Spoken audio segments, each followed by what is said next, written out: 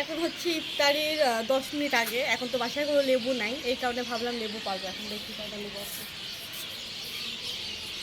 লেবু অনেকগুলো আছে, এখন দেখে দেখে পাওয়া লাগবে। এদিকে আসো। এটা দিব, নাও। দুটা দিব,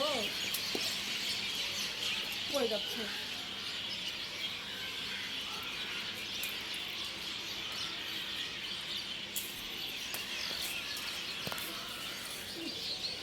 লেবু পাড়া খুব কষ্টের ব্যাপার বাবা।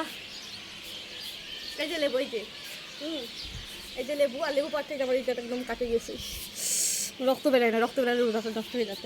আর আমার এইদিকে আমার দুটো কাজ হয়েছে। এই যে টমেটো পড়ে গেছে, মনে হচ্ছে এগুলো পাকবে না, এরকম করে খাওয়া লাগবে।